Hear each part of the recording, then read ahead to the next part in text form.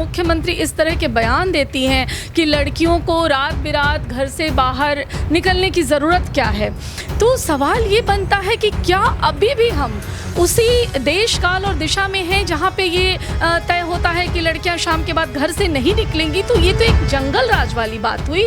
फिर मैं समझती हूँ कि लोकतंत्र का इससे बड़ा उपहास तो कुछ हो ही नहीं सकता है। और जहाँ पे एक स्त्री मुख्यमंत्री है और उसके कार्यकाल में अगर ऐसी घटना पे वो क्षोभ व्यक्त करती, वो इन कमजोरियों को देखती, आखिर ऐसा हुआ कैसे, प्रशासन कहाँ था, सुरक्षा के जो मानक हैं वो कहाँ थे।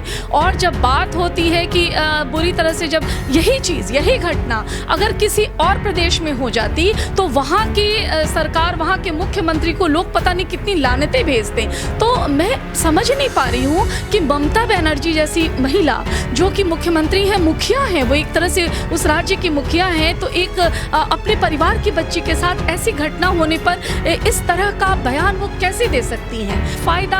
क्या फ़ायदा ऐसी महिला नेत्री का जिसके रहते हुए अगर किसी भी लड़की स्त्री का शोषण हो रहा है और वो उसको रोकने की बजाय ये कह रही हैं, उस चीज़ को डिफेंड कर रही हैं, वो स्थितियों को इस बात का दोषी ठहरा रही हैं कि नहीं निकलना नहीं चाहिए था, नहीं निकलना कोई सॉल्यूशन नहीं है। आज निर्भया कांड हुआ और उसके बाद में अभी चाहे कुछ भी हो, मुझे लगता है कि दिल्ली नोएडा की लड़कियाँ ज़्यादा सुरक्षित महसूस करती हैं अपने आप को उस समय की बजाय।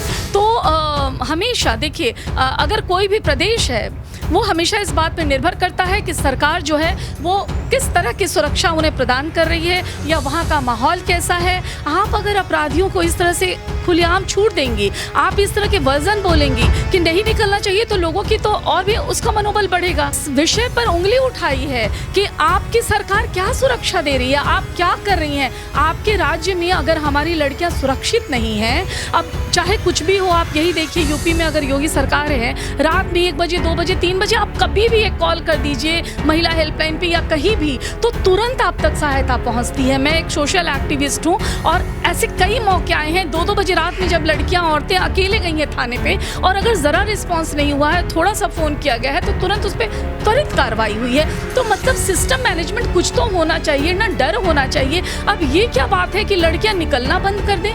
भाई किसी की नौकरी है, ज़रूरत हो सकती है, वो ठीक है कि वो घूमने गई थी, ये दर्शा रहा है कि वो अंदर से कायर हैं। और अगर हाँ उन्हें डर है तो जो खुद डर के अगर जीवन जी रहा है, जिसे अपने ऊपर रिस्क लेने की हिम्मत नहीं है, तो जाहिर है कि वो दूसरों की सुरक्षा क्या करेगा। तभी तो मैंने कहा कि ये बहुत बड़ा प्रश्न है कि हमने अपना मुखिया कैसा चुना है। और मैं समझती हूँ कि किसी भी प्रदेश के लोगों को इस बात के लिए बहुत सचेत होना चाहिए कि वो चुनकर अपना जनप्रतिनिधि जिसे ला रहे हैं, वो जिसके हाथ में अपने प्रदेश की सत्ता दे रहे हैं, उसके बारे में उनको ज़रूर जानना चाहिए कि कितना साहस कर सकता है, ये हमारी कितनी सुरक्षा कर सकता है और इसके साथ हमारे प्रदेश की कितनी तरक्की हो सकती है। नमस्कार साथियों, मैं रिंकेश जैन, आप देख रहे हैं भारत गान। पश्चिम बंगाल में फिर से एक बलात्कार को अंजाम दिया गया और रात के समय जिस तरीके से एक मासूम लड़की मेडिकल कॉलेज में जो पढ़ती थी उसको पकड़ के जंगलों में ले जाकर उसके साथ दुष्कर्म किया गया। उसके बाद ममता बनर्जी का जो बयान आया वो काफ़ी शर्मनाक है और पूरी महिला समाज, पूरा महिला वर्ग इस घटना की भी निंदा कर रहा है और ममता बनर्जी के बयान की भी निंदा कर रहा है। क्यों? ममता बनर्जी कह रही है अगर लड़की थी तो 1:30 बजे रात को बाहर क्यों घूम रही थी? क्या लड़कियां 1:30 बजे रात को बाहर नहीं घूम सकती हैं? क्या लड़कियां बाहर घूमना लड़कियों का अपराध हो गया बंगाल के अंदर? ममता बनर्जी एक मुख्यमंत्री होकर अपने नागरिकों को सुरक्षा देने की बजाय उल्टे सवाल खड़े कर रही है लड़कियों के कैरेक्टर पर। इस सब पर चर्चा करने के लिए हमारे बीच है बिहार की बेटी रंजिता सिंह जी, जो सामाजिक कार्यकर्ता भी हैं, एक अच्छी कवित्री भी हैं। क्या कहेंगी? रिंकेश जी, ये घटना सच में बहुत ही दुखद है और बहुत शोकपूर्ण है और इसकी जितनी भी निंदा की जाए वो कम है। और एक ऐसे वक्त में, इतने संवेदनशील वक्त में जब किसी लड़की के साथ ये हादसा हुआ है, वो भी पश्चिम बंगाल की सरकार जहाँ पे हमारी एक स्त्री नेत्री है, हमारी मुख्यमंत्री स्त्री हैं, और वहाँ पे ऐसी घटना होती है और मुख्यमंत्री इस तरह के बयान देती हैं कि लड़कियों को रात बिरात घर से बाहर निकलने की ज़रूरत क्या है।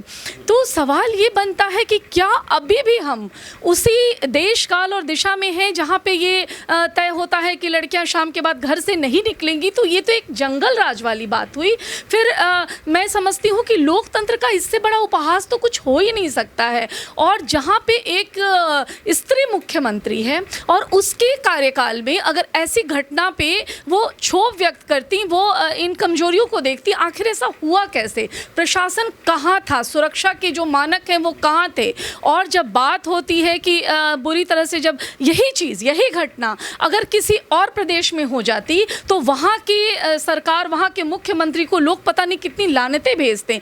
तो मैं समझ नहीं पा रही हूँ कि ममता बनर्जी जैसी महिला जो कि मुख्यमंत्री हैं, मुखिया हैं, वो एक तरह से उस राज्य की मुखिया हैं, तो एक अपने परिवार की बच्ची के साथ ऐसी घटना होने पर इस तरह का बयान वो कैसे दे सकती हैं? ये बहुत ही समझिए कि हमारे लिए चौंकाने वाली बात है। लगता है जैसे दिल्ली में निर्भया केस के बाद सत्ता परिवर्तन हो गया था सुरक्षा के मुद्दे पे, क्या लग रहा है इस बार बंगाल में भी सुरक्षा के मुद्दे पे सत्ता परिवर्तन हो सकता है? देखिए, बंगाल में सुरक्षा के मुद्दे पे सत्ता परिवर्तन तुरंत हो सकता है कि नहीं ये मैं नहीं कह सकती, लेकिन इस चीज़ ने बहुत मजबूती से इस विषय पर उंगली उठाई है कि आपकी सरकार क्या सुरक्षा दे रही है, आप क्या कर रही हैं। आपके राज्य में अगर हमारी लड़कियां सुरक्षित नहीं हैं, अब चाहे कुछ भी हो, आप यही देखिए यूपी में अगर योगी सरकार है, रात में 1 बजे 2 बजे 3 बजे आप कभी भी एक कॉल कर दीजिए महिला हेल्पलाइन पे या कहीं भी, तो तुरंत आप तक सहायता पहुंचती है। मैं एक सोशल एक्टिविस्ट हूँ और ऐसे कई मौके आए हैं 2-2 बजे रात में जब लड़कियां, औरतें अकेले गई हैं थाने पे और अगर ज़रा रिस्पांस नहीं हुआ है, थोड़ा सा फ़ोन किया गया है तो तुरंत उस पर त्वरित कार्रवाई हुई है। तो मतलब सिस्टम मैनेजमेंट कुछ तो होना चाहिए ना, डर होना चाहिए। अब ये क्या बात है कि लड़कियां निकलना बंद कर दें? भाई किसी की नौकरी है, ज़रूरत हो सकती है, वो ठीक है कि वो घूमने गई थी। मुख्यमंत्री होते हुए ममता बनर्जी 1:30 बजे रात को नहीं निकल रही, तो एक आम लड़की निकल के क्या करेगी रात को? लेकिन ये तो गलत बात है ना कि वो मुख्यमंत्री नहीं निकल पा रही है 1:30 बजे रात को अपने राज्य में, तो आम लड़की कैसे निकल सकती? बड़ा प्रश्न चिन्ह है, ये एक बहुत बड़ा प्रश्न चिन्ह है कि पश्चिम बंगाल में सरकार क्या कर रही है, सुरक्षा की किस तरह से धज्जियां उड़ रही हैं और प्रशासन किस तरह से हाथ बांधे देख रही है। आज की घटना नहीं है ना, एक और वो डॉक्टर लड़की थी जिसके साथ इस तरह की रेप वाली घटना हुई थी। जी हाँ, तो इस तरह की घटनाएं लगातार हो रही हैं और पश्चिम बंगाल को तो शक्ति प्रधान प्रांत कहा गया है। सबसे ज़्यादा औरतें जो हैं पढ़ी लिखी स्वावलंबी वहाँ की औरतें होती हैं। पश्चिम बंगाल से समझिए कि औरतों की अस्मिता और स्वावलंबन की चीज़ जो है, धारा है, चलती है। वहाँ की औरतें बहुत मुखर हैं और ये बहुत दुखद है कि अब इस वक्त जब बाकी वो सारे राज्य जो पिछड़े माने जाते थे वो सुरक्षा और बाकी प्रशासनिक मामलों में इससे बेहतर साबित हो रहे हैं और पश्चिम बंगाल की लड़कियों को इस तरह की घटनाओं का सामना करना पड़ रहा है, तो मैं समझती हूँ कि ये पूरी तरह से जो बोलते हैं सरकार का फेलियर है, प्रशासन का फेलियर है और इसकी कड़ी निंदा की जानी चाहिए और बहुत तरीके से जनता को ये सोचना होगा कि वो आखिर अपना प्रतिनिधित्व किसे दे रही हैं। अगर वो सुरक्षित नहीं है तो अपना मुखिया क्यों चुन रही है ममता बनर्जी को, मुझे ये समझ में नहीं आ रहा। ममता बनर्जी जिस तरीके से बोल रही है, इतनी रात को एक लड़की रोड पे कर क्या रही थी, तो ममता बनर्जी ये भी तो सिद्ध कर रही है कि 1:30 बजे रात को बाहर निकलने की हिम्मत तो उनकी सरकार में उनकी भी नहीं है, तब ना वो आम लड़कियों के बारे में ऐसा बोल रही हैं। पार्टी में रहना, सत्ता में रहना, अपने पहचान की चाह को बचाए रखना, ये बहुत अलग चीज़ें हैं, लेकिन समाज के लिए, अपने प्रांत के लिए, अपने लोगों के लिए सारे विरोधों से ऊपर उठकर कुछ करना वो अलग की चीज़ है। और मैं इसमें ममता बनर्जी के व्यक्तित्व में एक बहुत बड़ी कमी महसूस कर रही हूँ। मैं ये समझ नहीं पा रही हूँ कि जब हम बात कर रहे हैं कि हमारे देश की स्त्रियाँ जो हैं वो लगातार तरक्की कर रही हैं, वो हर एक क्षेत्र में जा रही हैं, तो क्या फ़ायदा ऐसी महिला नेत्री का जिसके रहते हुए अगर किसी भी लड़की स्त्री का शोषण हो रहा है और वो उसको रोकने की बजाय ये कह रही हैं, उस चीज़ को डिफेंड कर रही हैं, वो स्थितियों को इस बात का दोषी ठहरा रही हैं कि नहीं निकलना नहीं चाहिए था, नहीं निकलना कोई सॉल्यूशन नहीं है। आज निर्भया कांड हुआ और उसके बाद में अभी चाहे कुछ भी हो, मुझे लगता है कि दिल्ली नोएडा की लड़कियां ज़्यादा सुरक्षित महसूस करती हैं अपने आप को उस समय की बजाय। तो हमेशा देखिए, अगर कोई भी प्रदेश है वो हमेशा इस बात पर निर्भर करता है कि सरकार जो है वो किस तरह की सुरक्षा उन्हें प्रदान कर रही है या वहाँ का माहौल कैसा है। आप अगर अपराधियों को इस तरह से खुलेआम छूट देंगी, आप इस तरह के वर्जन बोलेंगी कि नहीं निकलना चाहिए, तो लोगों की तो और भी उसका मनोबल बढ़ेगा कि हम कुछ भी करके निकल जाएंगे। जैसे बिहार में एक समय पे जंगल राज चल रहा था, उस समय स्थिति ये थी कि मैं बिहार की लड़की हूँ, जिस ज़माने में हम लोग स्कूल कॉलेज जाते थे हमारे लिए बड़ा मुश्किल था, 7 बजे रात के बाद किसी की लड़की घर से बाहर नहीं निकलती थी। और अब देखिए, अब उसी बिहार में जब हम लोग जाते हैं तो हम 2 बजे रात में भी पूरी तरह से सुरक्षित हैं, हमें कोई डर नहीं है। तो सवाल ये है कि किसी भी प्रांत में ये नियम नहीं बना है कि रात में लड़कियां घर से निकलेंगी तो असुरक्षित हो जाएंगी। सवाल ये है कि सुरक्षा देना वहाँ की सरकार की जिम्मेदारी है, और इस जिम्मेदारी में किसी भी तरह की कमी को जनता तो बर्दाश्त नहीं करेगी। लेकिन मेरा सवाल भी आपसे सीधा था, लेकिन आप समझ नहीं पाई। मैंने पूछा आपसे, जिस प्रदेश की मुख्यमंत्री खुद हिम्मत नहीं कर पा रही 1:30 बजे रोड पर निकलने की, तो आम लड़की निकलेंगी तो मुख्यमंत्री तो ऐसा बोलेंगी। अगर हिम्मत नहीं कर पा रही तो ये चीज़ ये दर्शा रहा है कि वो अंदर से कायर हैं। और अगर हाँ, उन्हें डर है, तो जो खुद डर के अगर जीवन जी रहा है, जिसे अपने ऊपर रिस्क लेने की हिम्मत नहीं है, तो जाहिर है कि वो दूसरों की सुरक्षा क्या करेगा। तभी तो मैंने कहा कि ये बहुत बड़ा प्रश्न है कि हमने अपना मुखिया कैसा चुना है। और मैं समझती हूँ कि किसी भी प्रदेश के लोगों को इस बात के लिए बहुत सचेत होना चाहिए कि वो चुनकर अपना जनप्रतिनिधि जिसे ला रहे हैं, वो जिसके हाथ में अपने प्रदेश की सत्ता दे रहे हैं, उसके बारे में उनको ज़रूर जानना चाहिए कि कितना साहस कर सकता है, ये हमारी कितनी सुरक्षा कर सकता है, और इसके साथ हमारे प्रदेश की कितनी तरक्की हो सकती है। आप अगर बंगाल की मुख्यमंत्री होती, मान लीजिए कुछ समय के लिए, अगर आप बंगाल की मुख्यमंत्री होती, तो आप वोट बैंक वर्सेस लड़की की इज्जत क्या चुनती हैं आप? मैं लड़की की इज्जत चुनती, क्योंकि अगर मैं लड़की की इज्जत चुनती हूँ, अगर मैं सही मुद्दों पे मुखर होती हूँ, अगर मैं सही का पक्ष लेती हूँ, तो मुझे इतना विश्वास ज़रूर है कि वोट बैंक अपने आप मेरे पास आएगा। वोट बैंक की राजनीति के लिए या हिंदू मुस्लिम राजनीति के लिए, इस तरह की किसी भी चीज़ के लिए अगर मैं किसी निर्दोष के साथ न्याय नहीं करती हूँ, तो जनता सब कुछ देखती है, वो मुझे नकार देगी, मुझे ऐसा लगता है। तो आने वाले समय में ममता बनर्जी का राजनीतिक कैरियर कहाँ होगा अगर ऐसी घटनाओं को वो नज़रअंदाज करती हैं? देखिए, अगर पश्चिम बंगाल की जनता सच में संवेदनशील है, चूँकि वहाँ के लोग बुद्धिजीवी हैं, प्रबुद्ध हैं, इसमें कोई शक नहीं है, और लोग इन चीज़ों को लगातार देख रहे हैं, तो ये जो घटना है उसने उनके राजनीतिक कैरियर में कील तो ज़रूर ठोकी है, और इससे उनको नुकसान ज़रूर होगा। और बल्कि आगे वो इन चीज़ों को नहीं संभाल पाएंगी, तो मुझे नहीं लगता है कि आगे वो सत्ता में बनी रहेंगी। ये आपने कहा वहाँ के लोग बुद्धिजीवी हैं, बुद्धिजीवी लोगों ने तो 200 साल अंग्रेजों की गुलामी भी सही और मौन रहे। इस देश का बुद्धिजीवी तो है जो मौन रहता है। जी रिंकेश जी, वहाँ पे जो एक राजनीति चलती है उसमें हमेशा ये बताया जाता है, वहाँ पे वाम धारा और बाकी चीज़ों का प्रभाव थोड़ा ज़्यादा है।